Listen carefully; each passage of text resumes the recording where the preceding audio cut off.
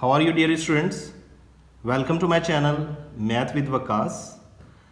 Students, lecture number 42. Find the product of the following.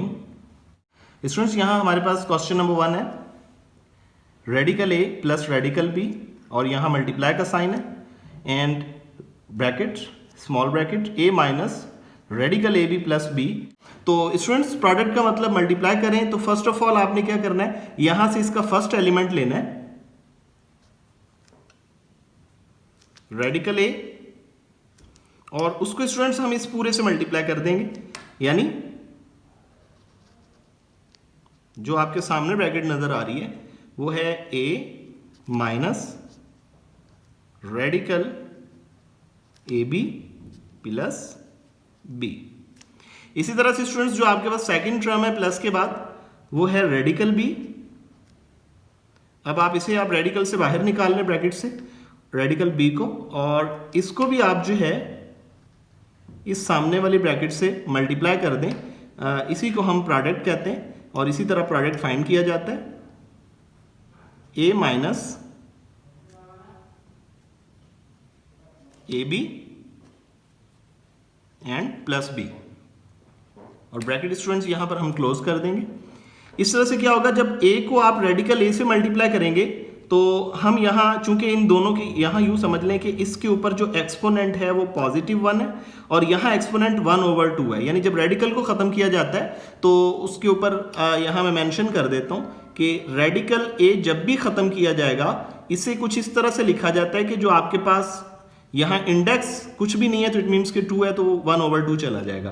तो it means इनकी जो exponents हैं वो सेम नहीं है, तो डेफिनेटली हम इनकी पावर्स को ऐड नहीं कर सकते। तो ये स्टूडेंट्स आपके पास ए रेडिकल ए आ जाएगा।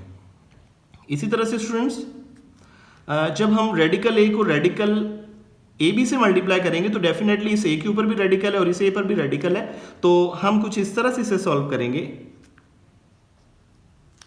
रेडिकल ए को रेडिकल ए से मल्टीप्लाई कर लिया तो ये हो जाता है रेडिकल ए का स्क्वायर, और आपके पास जो बी है वो एज इट इज आ जाएगा।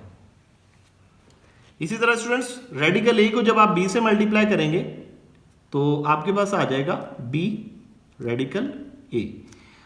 ये वाला जो रेडिकल ए था हमने इन सब से मल्टीप्लाई कर दिया। इसी तरह हम प्लस का रेडिकल बी भी इन सब से मल्टीप्लाई करेंगे जो सामने ब्रैकेट्स नजर आ रही हैं।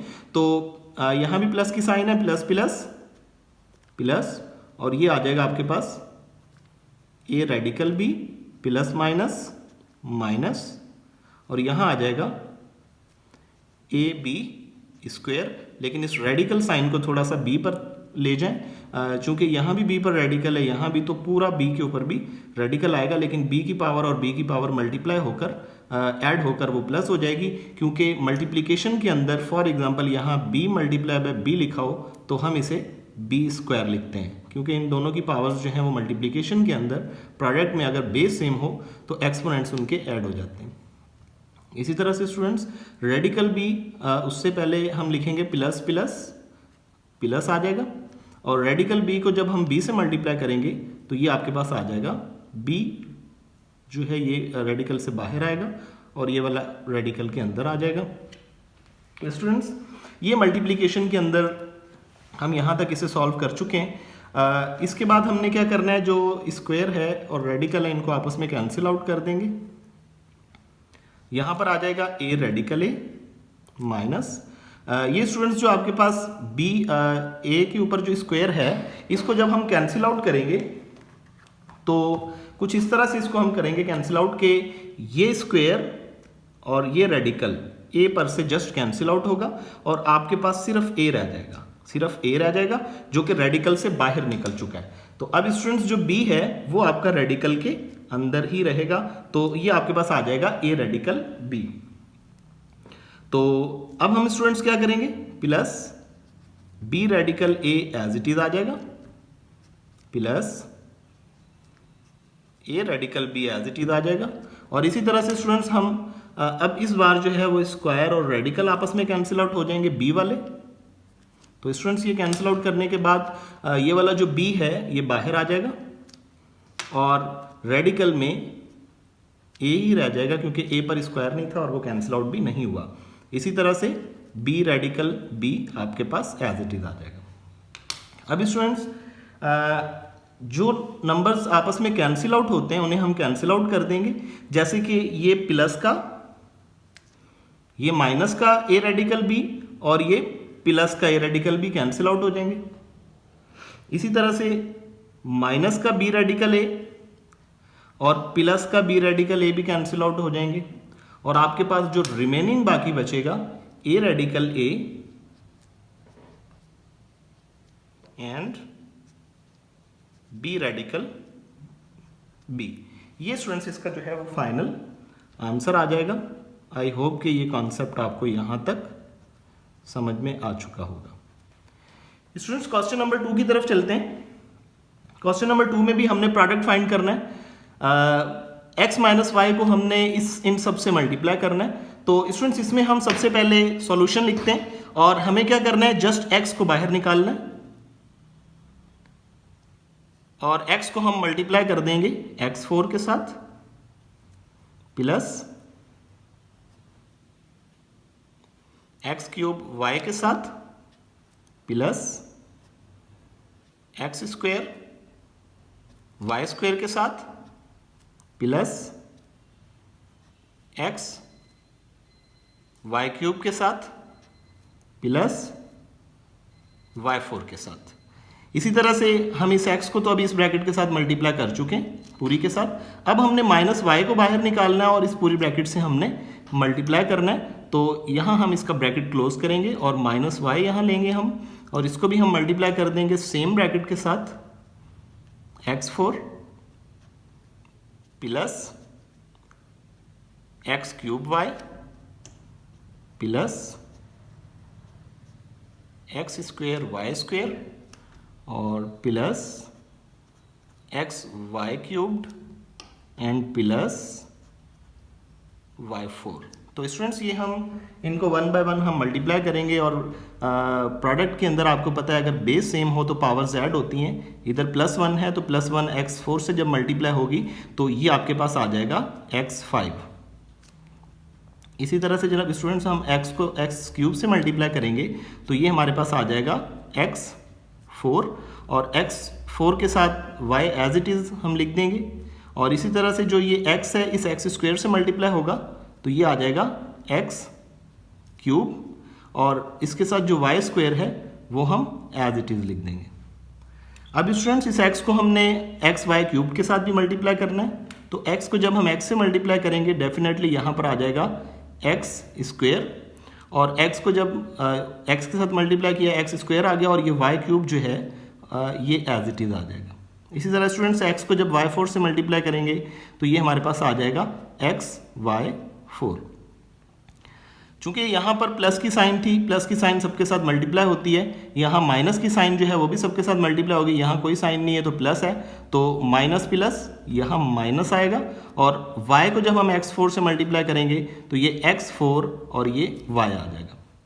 इसी तरह माइनस प्लस माइनस और x क्यूब y1 और y1 चूंकि यहाँ बेस सेम है तो ये आ जाएगा आपके पास x क्यूब y स्क्वायर। चूंकि यहाँ 1 है यहाँ 1 है, मल्टीप्लिकेशन में पावर्स बेस सेम हो तो एक्सपोनेंट्स ऐड हो जाती हैं। इसी तरह माइनस प्लस माइनस और ये आ जाएगा आपके पास x स्क्वायर y क्यूब्ड।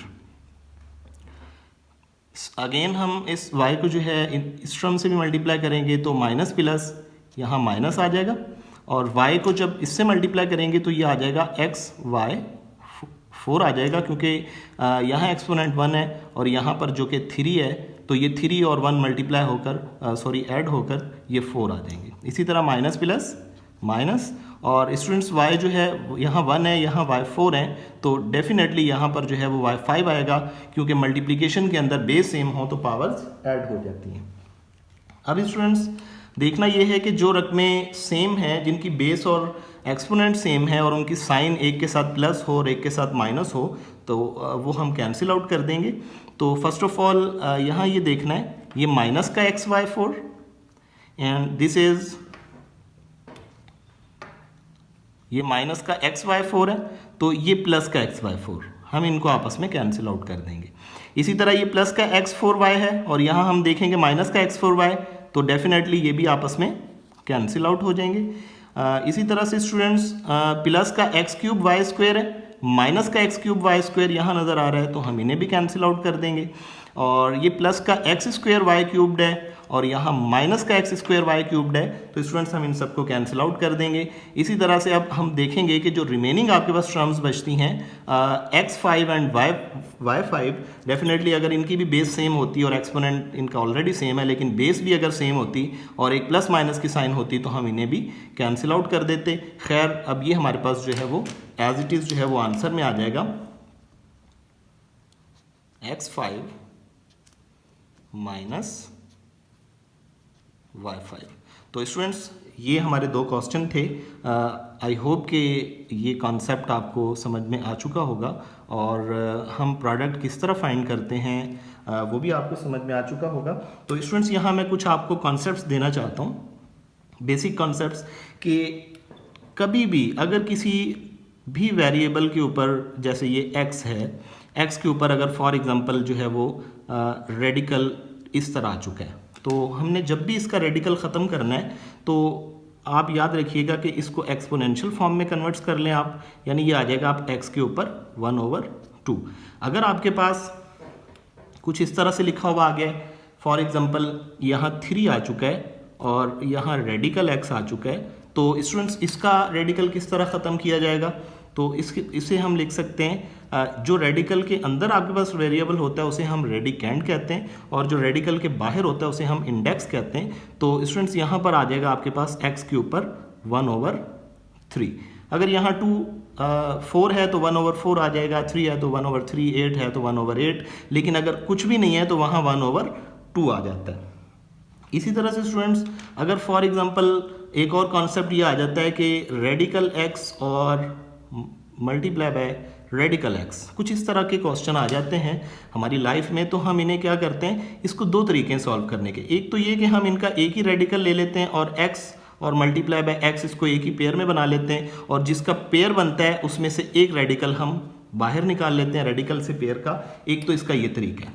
दूसरा स्टूडेंट्स इसका ये मेथड है कि अगर आपके पास यहाँ रेडिकल x गिवन है और यहाँ भी रेडिकल x गिवन है, तो हम ऊपर जो मेथड बता चुका हूँ मैं ऑलरेडी आपको कि अगर रेडिकल के बाहर कुछ ना हो तो वहाँ एक्सपोनेंट 1/2 हम लगा देते हैं रेडिकल को ख़त्म करके। तो इस रेडिकल भी 1/2 लगा देंगे हम और मल्टीप्लाई बाय इस x पर भी जो है वो हम 1/2 लगा देंगे रेडिकल को ख़त्म करके। तो इस तरह से स्टूडेंट्स हम क्या करते हैं, बेस सेम है तो हम इनकी पावर्स को ऐड कर लेते हैं, यानी कि x के ऊपर जो है वो 1/2 प्लस 1/2 हम इस तरह से ऐड कर लेते हैं। अब स्टूडेंट्स डेफिनेटली जब हम इनका एलसीएम लेंगे तो आपके पास जो है वो एलसीएम जो है इसका 2 आएगा और 1 और 1 ऐड होकर 2 का टेबल 2 पर 1 टाइम जाता है, 1 को 1 से मल्टीप्लाई करेंगे तो ये 1 आ जाएगा। इसी तरह जो है वो 2 का टेबल 2 पर 1 टाइम जाएगा या उससे हम डिवाइड करेंगे तो 1 आएगा, तो 1 1 दा 1 आ जाएगा। इस तरह से स्टूडेंट्स जो आपके पास फाइनल आंसर आएगा वो आ जाएगा x के ऊपर 2/2।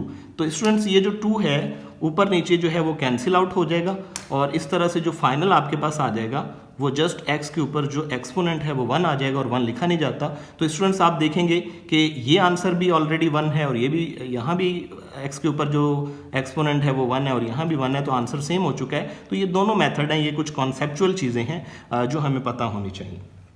इसी तरह से स्टूडेंट्स एक और कॉन्सेप्ट है कि जब भी हम बात करते हैं नेगेटिव साइन की, तो नेगेटिव जब भी नेगेटिव के साथ मल्टीप्लाई होगा तो आंसर आपके पास पॉजिटिव आएगा। इसी तरह से स्टूडेंट्स जब भी आपके पास पॉजिटिव मल्टीप्लाई होगा नेगेटिव के साथ तो आंसर आपके पास नेगेटिव आएगा। इसी तरह से जब आपके पास पॉजिटिव मल्टीप्लाई बाय पॉजिटिव होगा तो स्टूडेंट्स आंसर आपके पास पॉजिटिव आएगा। इसकी मैं मिसाल ऐसे देता हूं, फॉर एग्जांपल आपके पास जो पॉजिटिव है इसे हम कह लेते हैं कि ये दोस्त है और जो नेगेटिव है इसे हम कह सकते हैं ये आपके पास दुश्मन है। तो स्टूडेंट्स जाहिर सी बात है अगर हम इसको दोस्त कहते हैं, दोस्त का दुश्मन हमारा भी दुश्मन होगा, तो पॉजिटिव नेगेटिव जब मल्टीप्लाई होंगे तो नेगेटिव ही आंसर आएगा। इसी तरह दुश्मन का दुश्मन हमारा दोस्त होगा। अगर मेरा कोई दुश्मन है और उस दुश्मन का आगे कोई और दुश्मन है तो डेफिनेटली ये मेरा फिर दोस्त होगा, तो इन दोनों का प्रोडक्ट पॉजिटिव आएगा, यानी कि दोस्त आएगा। इसे मैं रिपीट कर देता हूँ, दोस्त का दुश्मन दुश्मन, क्योंकि मेरा जो दोस्त है उसका अगर कोई दुश्मन है तो डेफिनेटली वो मेरा भी दुश्मन होगा, तो इसका जो आंसर है वो दुश्मन आएगा। इसी तरह दोस्त का दोस्त मेरा भी दोस्त होगा, तो डेफिनेटली ये कुछ रूल्स हैं। अगर मैं एक और रूल बनाना चाहूँ तो ये भी बना सकता हूँ, नेगेटिव और पॉजिटिव अगर आपस में मल्टीप्लाई हों तो आंसर नेगेटिव ही आएगा, क्योंकि माइनस प्लस माइनस या प्लस माइनस भी माइनस होता है, क्योंकि दुश्मन का दोस्त मेरा भी दुश्मन होगा। मेरे दुश्मन का कोई दोस्त है डेफिनेटली वो मेरा भी दुश्मन होगा। तो ये स्टूडेंट्स कुछ बेसिक्स रूल हैं, इन्हें आप नोट डाउन कर लें, जो हमारे इस प्रोडक्ट के अंदर यूज़ होते हैं। वेरिएबल के साथ जो साइन है वो भी मल्टीप्लाई होती है और वो इन सब रूल्स को मिलाकर होती है। तो आई होप कि ये कॉन्सेप्ट आपको समझ में आ चुका होगा। तो डियर स्टूडेंट्स, अगर आपको मेरा लेक्चर पसंद आए तो इसे लाइक कीजिएगा और सब्सक्राइब कीजिएगा और बेल आइकन को प्रेस कर लें, और ताकि नेक्स्ट लेक्चर्स की नोटिफिकेशन आप तक बर वक्त पहुँच सकें। Thank you so much. अल्लाह हाफिज़।